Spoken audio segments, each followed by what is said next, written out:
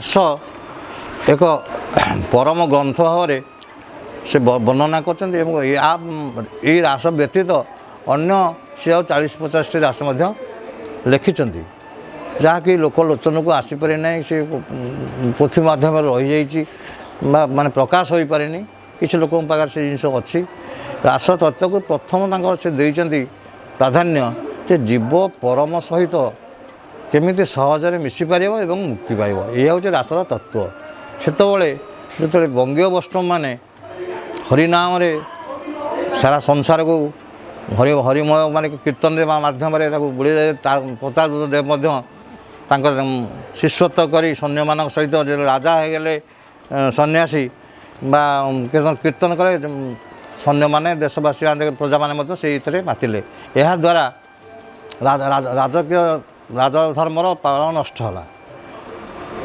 କିନ୍ତୁ ଆମ ଉତ୍କଳୀୟ ବୈଷ୍ଣବମାନେ ଏ ପରମ୍ପରାକୁ ହଟେଇ ରାଜାଙ୍କ ବିରୁଦ୍ଧରେ ମାନେ ସୁର ଉତ୍ତୋଳନ କଲେ ଯେ ଏମିତି ହେଲେ ଦେଶ ନଷ୍ଟ ହୋଇଯିବ, ଦେଶର କିଛି ଉନ୍ନତି ହେବନି। ତାଙ୍କ କଥା ସତ୍ୟ ମଧ୍ୟ ହେଲା। ଗଜପତି ରାଜା ପରାସ୍ତ ହୋଇ ପରାଧୀନ ମଧ୍ୟ ହେଲେ। ଏଣୁ ସେତେବେଳେ ସେମାନେ ନାରୀ ଶକ୍ତିକୁ ଜାଗରଣ କରିବା ପାଇଁ ବଳରାମ ଦାସ ଲକ୍ଷ୍ମୀପୁରାଣ ଲେଖିଲେ। ସଂସାରକୁ ମାନେ କଳୁଷିତରୁ ମୁକ୍ତ କରିବା ପାଇଁ ପଞ୍ଚସଖାମାନେ ଅନେକ ଗ୍ରନ୍ଥ ଲେଖିଛନ୍ତି, ଯାହାକୁ କି ସଂସାରକୁ ସୁଚାରୁ ରୂପେ ଗଢ଼ିପାରିବେ। ଏତେ ସତ୍ତ୍ୱେ ମଧ୍ୟ ବଙ୍ଗୀୟମାନଙ୍କ ପ୍ରଭାବରେ ତାଙ୍କ ଗ୍ରନ୍ଥରେ ଅଚ୍ୟୁତାନନ୍ଦଙ୍କ ପଞ୍ଚସଖା ପରେ ଏ ଗ୍ରନ୍ଥ ସବୁ ତାଙ୍କର ରାୟଦମାନେ ଲୁଚାଇ ରଖିଲେ ଏବଂ ଲୋକଲୋଚନକୁ ଛାଡ଼ିଲେ ନାହିଁ। ତାପରେ ଅନେକ ଗ୍ରନ୍ଥ ମଧ୍ୟ ନଷ୍ଟ ହୋଇଗଲା। ନଷ୍ଟ ହେଲା ପରେ ଯେଉଁ କିଛି ଗ୍ରନ୍ଥ ବଳିଛି ତାକୁ ଆମେ ଏବେ ପଢ଼ିଲା ବେଳକୁ ଜାଣୁଛେ ଯେ ଅଚ୍ୟୁତାନନ୍ଦ ମହାପୁରୁଷ ସ୍ୱୟଂ ପରମ ବ୍ରହ୍ମ ଥିଲେ ଏବଂ ପଞ୍ଚସଖାମାନେ ଜଗନ୍ନାଥଙ୍କର ଅଙ୍ଗରୁ ଜନ୍ମ ହୋଇଥିଲେ। ତେଣୁ ସେମାନେ ବିଷ୍ଣୁ ଅବତାରୀ ବା ବିଷ୍ଣୁଙ୍କର ସ୍ୱରୂପ ମାତ୍ର ବା ବିଷ୍ଣୁଙ୍କର ଅବତାର। ଏଣୁ ପଞ୍ଚସଖାଙ୍କର ସାହିତ୍ୟ, ଦର୍ଶନ, ତତ୍ତ୍ୱ ଏସବୁ ଜିନିଷ ଲୋକମାନଙ୍କର ହିତ ପାଇଁ ଲେଖା ହେଇଛି। ଲୋକଙ୍କୁ ଭୟଭୀତ କାହିଁ ଲେଖା। ମାଳିକା ଯେଉଁ ଶବ୍ଦ, ମାଳିକା ଲୋକଙ୍କର ହିତ ପାଇଁ ଲେଖା ହେଇଛି। କିନ୍ତୁ କ'ଣ କେବେ କେମିତି ହେବ ସେ ତାକୁ ଜାଗ୍ରତ କରିଥିଲେ। ତେଣୁ ଆଜିକାଲିର ଯେଉଁ ସବୁ ଚ୍ୟାନେଲରେ କୁହାଯାଉଛି ବା ପ୍ରବଚନ କହୁଛନ୍ତି, ଆତଙ୍କ ସୃଷ୍ଟି କରି କହୁଛନ୍ତି ଯେ ଏମିତି ହେବ ସେମିତି ହେବ। ଏହା କିନ୍ତୁ ମହାପୁରୁଷମାନଙ୍କ ବା ପଞ୍ଚସଖାମାନଙ୍କର ଉଦ୍ଦେଶ୍ୟ ନଥିଲା। ଅନେକ କଥା ରହିଛି ତାଙ୍କ ଲେଖାରେ ଯାହାକୁ ପରିପ୍ରକାଶ ହେଇନି।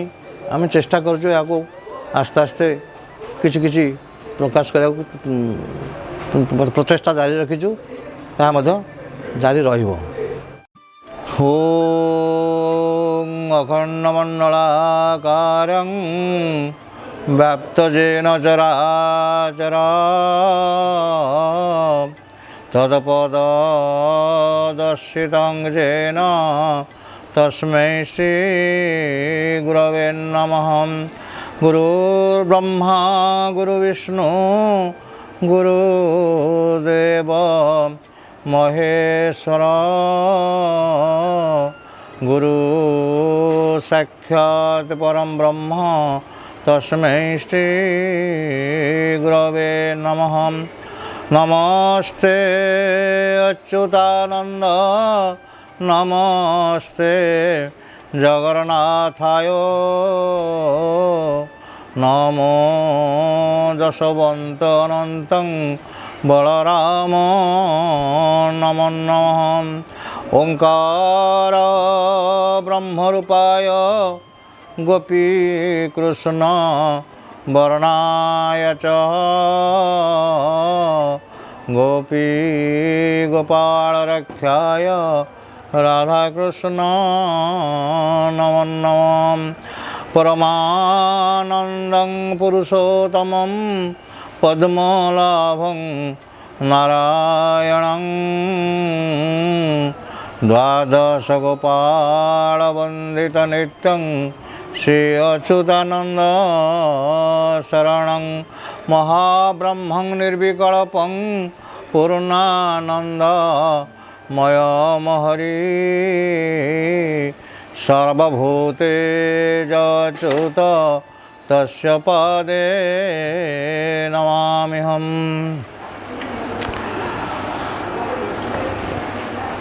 जय श्री अच्युत। अच्युतानंद लिखिथिबा ग्रंथ मध्यरे ମାଳିକା 100 ଖଣ୍ଡ।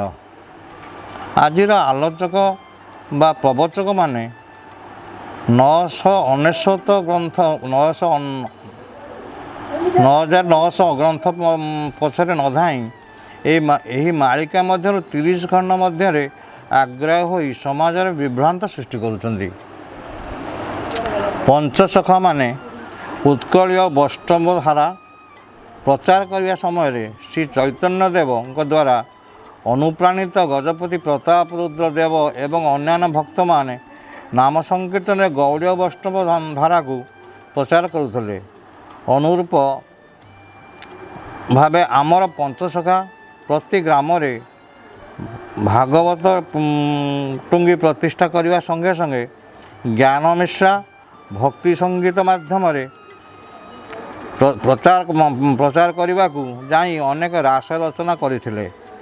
ପଞ୍ଚସଖାମାନେ ନିଜେ ବା ସେମାନଙ୍କର ଶିଷ୍ୟ ସାଧକମାନଙ୍କ ସାହାଯ୍ୟରେ ଉତ୍କଳରେ ପ୍ରତି ଗ୍ରାମରେ ଭଜନ ଜଣାଣ ତଥା ରାସ ସଙ୍ଗୀତର ସ୍ରୋତ ପ୍ରବାହିତ କରିଥିଲେ। ମାଳିକା କହିବାକୁ ଯାଇ ମହାପୁରୁଷ କହିଛନ୍ତି, ଆଦ୍ୟ ଅନ୍ତେ କଳି ଭୋଗ ହେଉଥିବ ସଂସାର ନପାରେ ଜାଣି, ଅନେକ ପ୍ରକାର ଜ୍ଞାନ କହୁଥିବେ ଅଚ୍ୟୁତ ନାମ ବଖାଣି।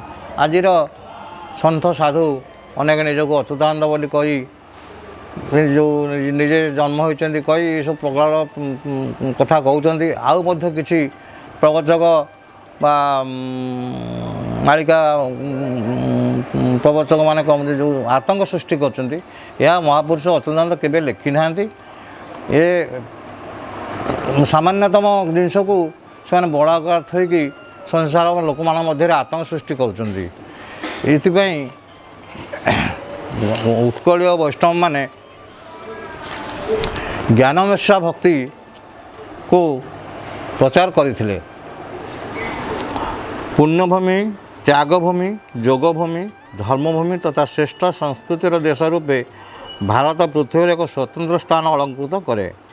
ମୁନି ଋଷିମାନଙ୍କ ସାଧନା ତଥା ତପଶ୍ଚର୍ଯ୍ୟର କ୍ଷେତ୍ର ଭାବେ ଏହା ସୁପରିଚିତ। କେବଳ ଏତିକିରେ ଭାରତର ପରିଚୟ ସୀମିତ ନୁହେଁ, ଏହାକୁ ଆର୍ଯ୍ୟବ୍ରତ ବା ବ୍ରହ୍ମବ୍ରତ ମଧ୍ୟ କୁହାଯାଏ। ପୁନଶ୍ଚ ଦେବଭୂମି ଭାବେ ଭାରତ ବିଶ୍ୱ ଦରବାରରେ ଧର୍ମଗୁରୁ ରୂପେ ପୃଥିବୀକୁ ଆଧ୍ୟାତ୍ମିକ ଦର୍ଶନ ପ୍ରଦାନ କରିଛି।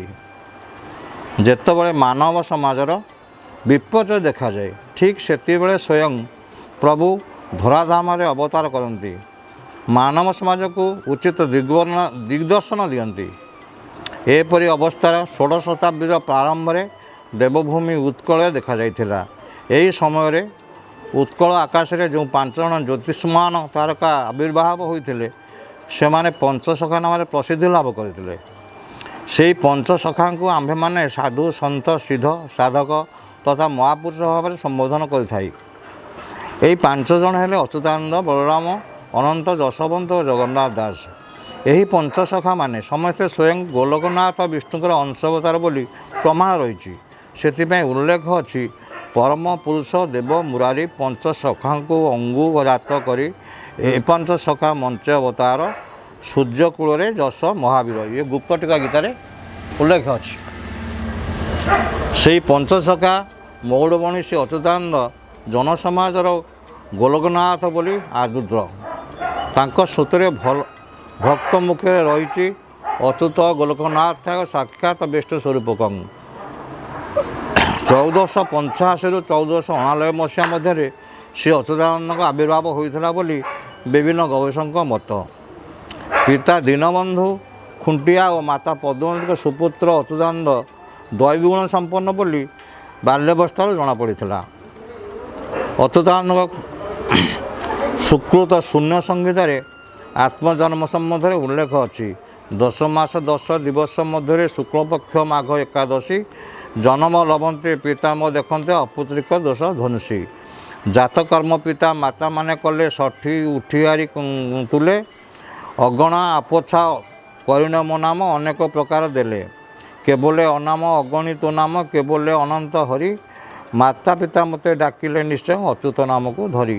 ଓଡ଼ିଆ ଜାତିର ଆରାଧ୍ୟ ଦେବତା ନୀଳାଦ୍ରି ବିହାରୀ ଅସୀମ, ଅବ୍ୟକ୍ତ, ଅଚିନ୍ତ୍ୟ, ଅଗମ୍ୟ, ସୌମ୍ୟ ଓ ମୈତ୍ରୀର ପ୍ରତୀକ ସ୍ୱରୂପ। ଶ୍ରୀ ଜଗନ୍ନାଥଙ୍କୁ ସେ ତାଙ୍କର ଇଷ୍ଟ ରୂପେ ଗ୍ରହଣ କରିଥିଲେ। ସେ ପ୍ରଭୁ ପରମ ବ୍ରହ୍ମ ଶ୍ରୀ ଜଗନ୍ନାଥଙ୍କୁ ଅବତାରୀ ପୁରୁଷ ରୂପେ ବର୍ଣ୍ଣନା କରିଛନ୍ତି।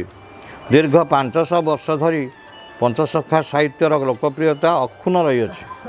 ଜଗନ୍ନାଥ ଦାସଙ୍କ ଶ୍ରୀମଦ୍ ଭାଗବତ ଗୀତା, ଅଚ୍ୟୁତାନନ୍ଦ ଦାସଙ୍କ ହରିବଂଶ, ବଳରାମ ଦାସଙ୍କ ଲକ୍ଷ୍ମୀ ପୁରାଣ ଉତ୍କଳରେ ଘରେ ଘରେ ପରିଚିତ। ଏସବୁ ଗ୍ରନ୍ଥର ଭାଷା ସହଜ ଓ ସରଳ, ସାଧାରଣ ବୋଧଗମ୍ୟ ଭାବରେ ଧର୍ମର ଅତି ଜଟିଳ ଦାର୍ଶନିକ ତତ୍ତ୍ୱକୁ ପରିବେଷଣ କରି ଏହି ପଞ୍ଚସଖାମାନେ ସିଦ୍ଧହସ୍ତ ହୋଇଥିଲେ। ସେମାନଙ୍କ ସାହିତ୍ୟ କୃତିଗୁଡ଼ିକ ଧର୍ମଭିତ୍ତିକ ଓ ଧାର୍ମିକ ଚେତନାମୂଳକ ବୋଲି କହିଲେ ଅତ୍ୟୁକ୍ତି ହେବ ନାହିଁ। ମୂଳତଃ ସେମାନଙ୍କ ସାହିତ୍ୟ ଯୋଗ ତତ୍ତ୍ୱ, ଭକ୍ତି ତତ୍ତ୍ୱ, ଜ୍ଞାନ ତତ୍ତ୍ୱ ପରିପକ୍ୱ। ଜ୍ଞାନ ମିଶ୍ରା ଭକ୍ତି ମାଧ୍ୟମରେ ଶ୍ରୀ ଅଚ୍ୟୁତାନନ୍ଦ ଉତ୍କଳର ଜନସାଧାରଣଙ୍କ ନିମନ୍ତେ ଏକ ଧାର୍ମିକ ବାତାବରଣ ସୃଷ୍ଟି କରିଛନ୍ତି। ସେ ବିଶେଷ ଭାବରେ ଗୁରୁ ପୂଜା, ମନ୍ତ୍ର ଜପ, ତପ, ଯୋଗ ସାଧନା ତଥା ଜ୍ଞାନ ମିଶ୍ରା ଭକ୍ତିଧାରାରେ ପ୍ରବର୍ତ୍ତକ ଥିଲେ। ରାସ ଏହି ଜ୍ଞାନ ମିଶ୍ରା ଭକ୍ତି ଭାବରେ ଏକ ସ୍ୱରୂପ। ଅଚ୍ୟୁତାନନ୍ଦ ଥିଲେ ଓଡ଼ିଆ ରାସର ଜନକ ସ୍ରଷ୍ଟା। ସେ ପ୍ରଥମ ରାସ ରଚନା କରି ଝଙ୍କଡ଼ବାସିନୀ ମା ଶାରଳାଙ୍କ ପୀଠରେ ଅନ୍ୟ ସଖମାନଙ୍କ ସହିତ ରାସ ପରିବେଷଣ କରିଥିଲେ। ରାସରେ ଭକ୍ତିଭାବ, ପ୍ରେମ ଭାବ ତଥା ଆଧ୍ୟାତ୍ମିକ ଚିନ୍ତାଧାରା ଓ ଦାର୍ଶନିକ ତତ୍ତ୍ୱ ନିହିତ ରହିଛି। ଜନସାଧାରଣଙ୍କ ଠାରୁ ଆରମ୍ଭ କରି ସିଦ୍ଧ ସାଧକ, ସନ୍ନ୍ୟାସୀ, ବୈଷ୍ଣବମାନେ ରାସକୁ ପାଠ କରି ପରମ ଆନନ୍ଦ ଲାଭ କରନ୍ତି। ତେବେ ଏହି ରାସକୁ ନେଇ ବିଭିନ୍ନ ଗବେଷକମାନେ ଭିନ୍ନ ଭିନ୍ନ ମତ ପୋଷଣ କରିଛନ୍ତି। କେତେକ ଆଲୋଚକ ରାସ ସମ୍ପର୍କରେ ସୂଚନା ଦେଇ ଲେଖିଛନ୍ତି, ରସତ୍ ପଦ୍ୟତେ ଯସ୍ମାତ୍ ସ ରାସଃ। ପ୍ରଫେସର ବୈଷ୍ଣବଚରଣ ସାମଲଙ୍କ ମତରେ ରାସ ଭଗବାନଙ୍କ ରହସ୍ୟମୟ ନୀଳାର ତାତ୍ତ୍ୱିକ ଅର୍ଥକୁ ବର୍ଣ୍ଣନା କରେ। ଲୋକମତରେ ଶ୍ରୀକୃଷ୍ଣ ଓ ଗୋପମାନଙ୍କର ରାସ ନୃତ୍ୟ ବା ରାସ କ୍ରୀଡ଼ାକୁ ରାସ କୁହାଯାଏ। କିନ୍ତୁ ଅଚ୍ୟୁତାନନ୍ଦ ଦାସଙ୍କ ଭିନ୍ନ ଓ ସ୍ୱତନ୍ତ୍ର। ଅଚ୍ୟୁତାନନ୍ଦ ଦାସଙ୍କ ରାସ ଭିନ୍ନ ଓ ସ୍ୱତନ୍ତ୍ର କାହିଁକି? ତାଙ୍କ ରାସରେ ଏବେ ଏତଦ୍ ବ୍ୟତୀତ ଯୋଗ ତତ୍ତ୍ୱ, ଭକ୍ତି ତତ୍ତ୍ୱ, ଜ୍ଞାନ ତତ୍ତ୍ୱକୁ ଗୁରୁତ୍ୱ ଦେଇଛନ୍ତି। ଆଧ୍ୟାତ୍ମିକ ଉଚ୍ଚକୋଟୀର ସାହିତ୍ୟ ମୂଲ୍ୟବୋଧର ପରିପୂର୍ଣ୍ଣ ଏହି ରାସ ଗୁଡ଼ିକ ପିଣ୍ଡ ବ୍ରହ୍ମାଣ୍ଡ ତତ୍ତ୍ୱ ଉପରେ ରଚିତ ହୋଇଛି। ଏଥିରେ ସେ ରାଧାକୃଷ୍ଣଙ୍କୁ ଜୀବ ଓ ପରମ ବା ପ୍ରକୃତି ପୁରୁଷ ରୂପେ ବର୍ଣ୍ଣନା କରିଛନ୍ତି। ବିଶେଷତଃ ଶୂନ୍ୟ ତତ୍ତ୍ୱଭିତ୍ତିକ ଦୃଷ୍ଟିରୁ ପିଣ୍ଡ ଓ ଜୀବାତ୍ମାର ମିଳନକୁ ରାସର ଆଖ୍ୟା ଦିଆଯାଇଛି। ଶ୍ରୀ ଜଗନ୍ନାଥଙ୍କଠାରେ ରାଧାକୃଷ୍ଣଙ୍କର ଯୁଗଳ ରୂପକୁ ପରିକଳ୍ପନା କରି ଅଷ୍ଟସଖୀ, ଗୋପୀ, ଦୂତୀ ଓ ଦ୍ୱାଦଶ ଗୋପାଳଙ୍କ ପ୍ରସଙ୍ଗକୁ ଅଚ୍ୟୁତାନନ୍ଦ ରାସରେ ବର୍ଣ୍ଣନା କରିଛନ୍ତି। ଅନ୍ୟତ୍ର ଜୀବାତ୍ମା ପରମାତ୍ମାଙ୍କ ମିଳନକୁ ମଧ୍ୟ ରାସ ରୂପେ ବର୍ଣ୍ଣନା କରିଛନ୍ତି। ରାସର ଉପଯୋଗକୁ ବର୍ଣ୍ଣନା କରି ଲେଖିଛନ୍ତି, ଶୁଣି ରାସର ମଣ୍ଡନ ବିବୁଧ ଜନଟି ହେବେ ବନ୍ଧନ ରାଧା ଗୋବିନ୍ଦ। ସୁତ ବିତ ଛାଡ଼ି ଜନେ ଏକାନ୍ତରେ ଶୁଣୁଥିବେ ସେ ଦିନେ, ଆନ ରସ ନ ସୁମରି ରାସ ସଙ୍ଗୀତରେ ମନକୁ ହରି। ଭାବନା ପ୍ରକଟ ହେବ କଳ୍ପ କଳ୍ପାନ୍ତରେ ଜନ୍ମ ନୋହିବ ରାଧା ଗୋବିନ୍ଦ। ଅର୍ଥାତ୍ ସମସ୍ତ ମୋହମାୟା ବିରାଗ ହୋଇ ଏକାନ୍ତ ଚିତ୍ତରେ ଗୋଲକନାଥଙ୍କ ରାସ ସଙ୍ଗୀତରେ ନିଜକୁ ହଜାଇଲେ ମାନବ ଜନ୍ମରୁ ମୁକ୍ତି ମିଳିଥାଏ। ଦେବଲୋକରେ ରାସ ନାହିଁ, ନିତ୍ୟ ଲୋକରେ ଘଟୁଥିବା ଲୀଳାକୁ ରାସ କୁହାଯାଏ। ମହାନିତ୍ୟରେ ଘଟୁଥିବା ଲୀଳାକୁ ଠୁଳଶୂନ୍ୟ ରାସ କୁହାଯାଏ। ଲୋକରେ ଘଟୁଥିବା ଲୀଳାକୁ ଶାଶ୍ୱତ ରାସ କୁହାଯାଏ। ସେ ଅଚ୍ୟୁତାନନ୍ଦ ରଚନା କରିଥିବା ରାସ ଗୁଡ଼ିକ ମଧ୍ୟରୁ କିଛି ରାସ ବିଷୟ ଏଠାରେ ଅବତାରଣା କରାଯାଇପାରେ। ବସନ୍ତ ରାସ ବା ମନ ଗୋଚରରେ ଯେଉଁ ସତ୍ୟ ଆରୋପ ହୁଏ ତାହା ରସମୟ ବା ବସନ୍ତ ରାସ। ଶାଶ୍ୱତ ରାସ, ଲୋକରେ ଘଟୁଥିବା ଲୀଳାମାନଙ୍କୁ ଶାଶ୍ୱତ ରାସ କୁହାଯାଏ। ଶୂନ୍ୟ ରାସ, ନିତ୍ୟ ଗୋଲକରେ ଘଟୁଥିବା ଲୀଳାକୁ ଶୂନ୍ୟ ରାସ କୁହାଯାଏ। ଠୁଳଶୂନ୍ୟ ରାସ, ମହାନୃତ୍ୟରେ ଘଟୁଥିବା ଲୀଳାକୁ ଠୁଳଶୂନ୍ୟ ରାସ କୁହାଯାଏ। ନିତ୍ୟ ରାସ, ଭାବଯୁକ୍ତ ଜ୍ଞାନରେ ମିଶ୍ରିତ ହୋଇଥିବା ସମ୍ବନ୍ଧ ଭାବକୁ ବା କଳା ଗୁଣ ବା ରହସ୍ୟ ଭାବନାକୁ ନେଇ ଯେଉଁ ଅଙ୍ଗ ସଙ୍ଗତ ହୋଇଥାଏ, ଶୂନ୍ୟ ପ୍ରତି ପ୍ରକୃତିର ରହିତ ପୁରୁଷର ଅଙ୍ଗରେ ସମାହିତ ହୋଇଥାଏ, ତାହା ନିତ୍ୟ ଗୋଲକ ରାସ।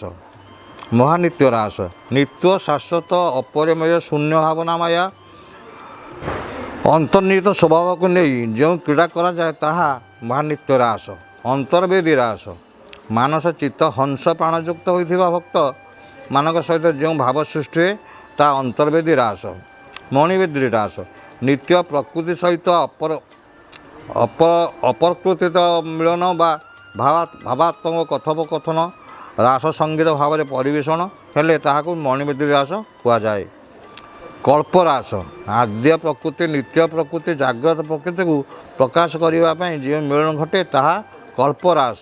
ଅନନ୍ତ କଳ୍ପରାସ ନିତ୍ୟ ଗୋଲକ ଆଦ୍ୟ ଗୋଲକ ଅନନ୍ତ ଗୋଲକ ବ୍ରହ୍ମର ଅବସ୍ଥିତି ବା ସ୍ଥିତିରେ ଯେଉଁ ଆଲୋଚନା ଘଟେ ବା ଯେଉଁ ରୂପ ପ୍ରକାଶ ପାଏ ଏହି ରୂପକୁ ପ୍ରଘଟ ସ୍ୱଭାବକୁ ଅନନ୍ତ କଳ୍ପରାସ କୁହାଯାଏ। ବୃନ୍ଦାରାସ ଅପ୍ରାକୃତ ଚିତ୍ତରେ ଯେଉଁ ଯୁଗ୍ମ ଭାବନା ସୃଷ୍ଟି ହୁଏ ତାହା ବୃନ୍ଦାରାସ।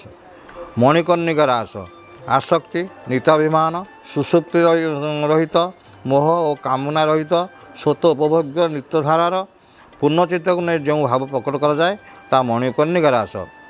ରାସ କିପରି ବିଧିବିଧାନର ସହିତ ପରିବେଷଣ କରାଯାଏ ବା ପାରିବ ତାହା ସେ ରାସ ବନ୍ଦନା ତଥା ରାସ ବରଣ ଗୀତରେ ଉଲ୍ଲେଖ କରିଛନ୍ତି। ଏଥିପାଇଁ ବ୍ୟବହୃତ ବାଦ୍ୟ ପୂଜାବିଧି ପୂଜା ଉପକରଣ ବରଣ ବିଧି ବନ୍ଦାପନା ବିଧି ତଥା ଗାୟକର ବେଶଭୂଷା ଇତ୍ୟାଦି ସମସ୍ତ ତଥ୍ୟ ପ୍ରଦାନ କରାଯାଇଛି। ଅଚ୍ୟୁତାନନ୍ଦଙ୍କ ଲେଖନୀ ବେଦ ବେଦାନ୍ତ ବ୍ରହ୍ମତତ୍ତ୍ୱ ତଥା ଆତ୍ମା ପରମାତ୍ମାଙ୍କ ସଂଯୋଗକୁ ନେଇ ରୁଦ୍ଧିବନ୍ଧ ତାହା ଉତ୍କଳର ଆଧ୍ୟାତ୍ମିକ ଭାବଧାରାକୁ ବିଶେଷ ଭାବରେ ପ୍ରଭାବିତ କରିପାରିଛି। ସେ ରାସ ମାଧ୍ୟମରେ ଜୀବାତ୍ମା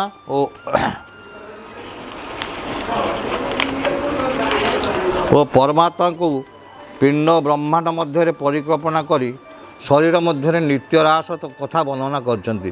ଶ୍ରୀ ଜଗନ୍ନାଥଙ୍କୁ ସେ ନିରାକାର ନିର୍ଗୁଣ ରୂପେ ପ୍ରତିପାଦନ କରିଛନ୍ତି। ଅଚ୍ୟୁତାନନ୍ଦ କଳିଯୁଗରେ ନାମକୁ ଗୁରୁତ୍ୱ ଦେଇଛନ୍ତି। ନାମ ହିଁ ବ୍ରହ୍ମ, ନାମ ହିଁ ପିଣ୍ଡ।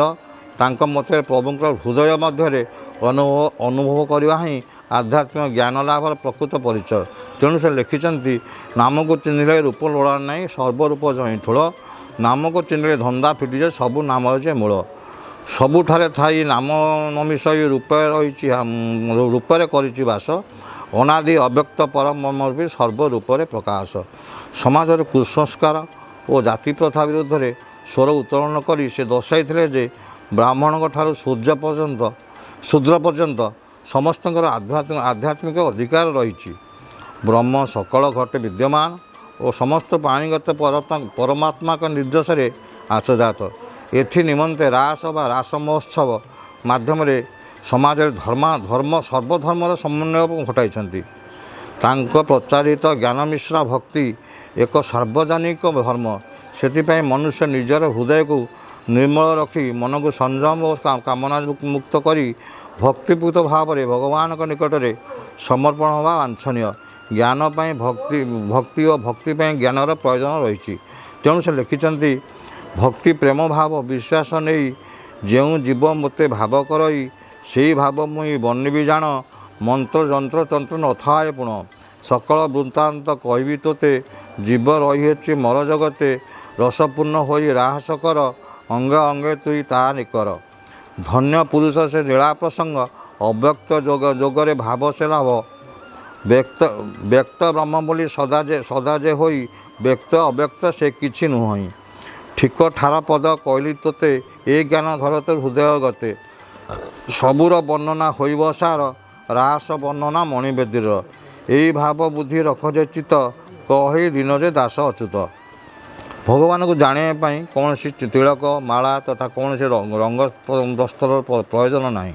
କେବଳ ଅନ୍ତର ଭିତରେ କୃଷ୍ଣ ନାମ ମନନ ଓ ଚିନ୍ତନ କଲେ ଭକ୍ତିଭାବ ଜାଗ୍ରତ ହୁଏ। ଅଚ୍ୟୁତାନନ୍ଦ ସେଥିପାଇଁ ପ୍ରଭୁକୁ ଭାବ ବିନୋଦିଆ ବୋଲି ସମ୍ବୋଧନ କରି ଅଷ୍ଟଗୁଚ୍ଛର ପ୍ରଥମ ପଦରେ ଲେଖିଛନ୍ତି ଭାବ ବିନୋଦିଆ ଠାକୁର ଭକ୍ତ ବତ୍ସଳ ହରି। ଭକ୍ତ ନିମନ୍ତେ କଳବଳ ଦଶ ମୂରତି ଧରି। ଅନ୍ୟତ୍ର ଭକ୍ତର କର୍ମ ଓ ଧର୍ମ କିପରି ହେବା ଦରକାର ତା ବିଷୟରେ ସେ ଲିଖିଛନ୍ତି ସାର ସଂଗ୍ରହରେ ସରସ ରହିଛି ଧର୍ମକୁ ଧରିବା ପାଇଁ। ଧାରଣ କର ତୁ ଧରିତ୍ରୀ ଗୁଣକୁ ଧର୍ମ ଜାଣିବୁ ରହି। ଚେତନାରେ ରଖି ଚିନ୍ତା ନ କର ତୁ ଚୈତନ୍ୟ ଶକ୍ତିକୁ ପାଇ।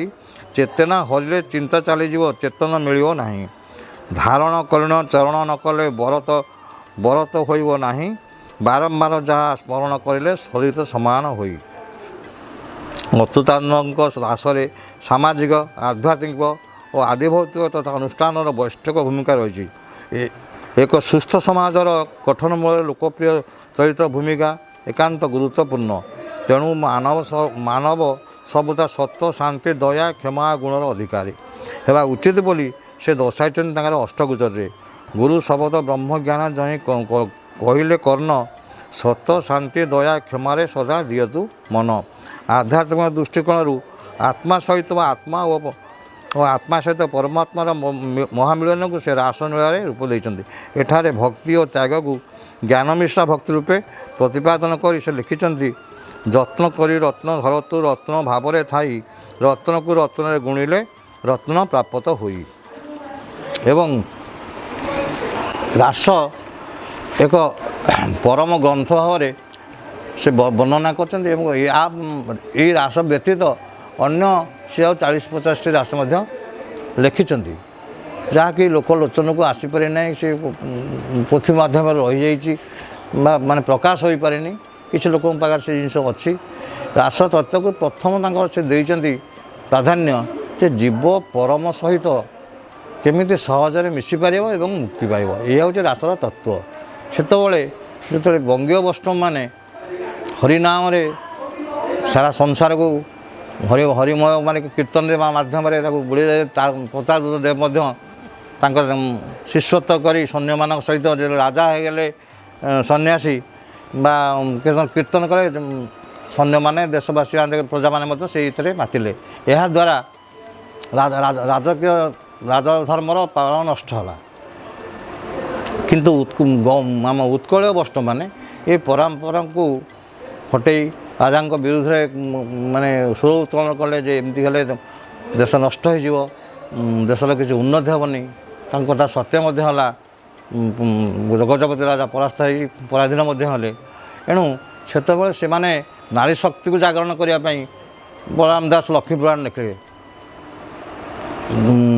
ସଂସାରକୁ ମାନେ କଳୁଷିତରୁ ମୁକ୍ତ କରିବା ପାଇଁ ପଞ୍ଚସଖାମାନେ ଅନେକ ଗ୍ରନ୍ଥ ଲେଖିଛନ୍ତି, ଯାହାକୁ କି ସଂସାରକୁ ସୁଚାରୁ ରୂପେ ଗଢ଼ିପାରିବେ। ଏତେ ସତ୍ତ୍ୱେ ମଧ୍ୟ ବଙ୍ଗୀୟମାନଙ୍କ ପ୍ରଭାବରେ ତାଙ୍କ ଗ୍ରନ୍ଥରେ ଅଚ୍ୟୁତାନନ୍ଦଙ୍କ ପଞ୍ଚସଖା ପରେ ଏ ଗ୍ରନ୍ଥ ସବୁ ତାଙ୍କର ରାୟଦମାନେ ଲୁଚାଇ ରଖିଲେ ଏବଂ ଲୋକଲୋଚନକୁ ଛାଡ଼ିଲେ ନାହିଁ। ତାପରେ ଅନେକ ଗ୍ରନ୍ଥ ମଧ୍ୟ ନଷ୍ଟ ହୋଇଗଲା। ନଷ୍ଟ ହେଲା ପରେ ଯେଉଁ କିଛି ଗ୍ରନ୍ଥ ବଳିଛି ତାକୁ ଆମେ ଏବେ ପଢ଼ିଲା ବେଳକୁ ଜାଣୁଛେ ଯେ ଅଚ୍ୟୁତାନନ୍ଦ ମହାପୁରୁଷ ସ୍ୱୟଂ ପରମ ବ୍ରହ୍ମ ଥିଲେ ଏବଂ ପଞ୍ଚସଖାମାନେ ଜଗନ୍ନାଥଙ୍କର ଅଙ୍ଗରୁ ଜନ୍ମ ହୋଇଥିଲେ। ତେଣୁ ସେମାନେ ବିଷ୍ଣୁ ଅବତାରୀ ବା ବିଷ୍ଣୁଙ୍କର ସ୍ୱରୂପ ମାତ୍ର ବା ବିଷ୍ଣୁଙ୍କର ଅବତାର। ଏଣୁ ପଞ୍ଚସଖାଙ୍କର ସାହିତ୍ୟ, ଦର୍ଶନ, ତତ୍ତ୍ୱ ଏସବୁ ଜିନିଷ ଲୋକମାନଙ୍କର ହିତ ପାଇଁ ଲେଖା ହେଇଛି। ଲୋକଙ୍କୁ ଭୟଭୀତ କରି ମାଳିକା ଯେଉଁ ଶବ୍ଦ, ମାଳିକା ଲୋକଙ୍କର ହିତ ପାଇଁ ଲେଖା ହେଇଛି। କିନ୍ତୁ କ'ଣ କେବେ କେମିତି ହେବ ସେ ତାକୁ ଜାଗ୍ରତ କରିଥିଲେ। ତେଣୁ ଆଜିକାଲିର ଯେଉଁ ସବୁ ଚ୍ୟାନେଲରେ କୁହାଯାଉଛି ବା ପ୍ରବଚନ କହୁଛନ୍ତି, ଆତଙ୍କ ସୃଷ୍ଟି କରି କହୁଛନ୍ତି ଯେ ଏମିତି ହେବ ସେମିତି ହେବ। ଏହା କିନ୍ତୁ ମହାପୁରୁଷମାନଙ୍କ ବା ପଞ୍ଚସଖାମାନଙ୍କର ଉଦ୍ଦେଶ୍ୟ ନଥିଲା। ଅନେକ କଥା ରହିଛି ତାଙ୍କ ଲେଖାରେ, ଯାହାକୁ ପରିପ୍ରକାଶ ହେଇନି। ଆମେ ଚେଷ୍ଟା କରୁଛୁ ଏହାକୁ ଆସ୍ତେ ଆସ୍ତେ କିଛି କିଛି ପ୍ରକାଶ କରିବାକୁ ପ୍ରଚେଷ୍ଟା ଜାରି ରଖିଛୁ। ତାହା ମଧ୍ୟ ଜାରି ରହିବ।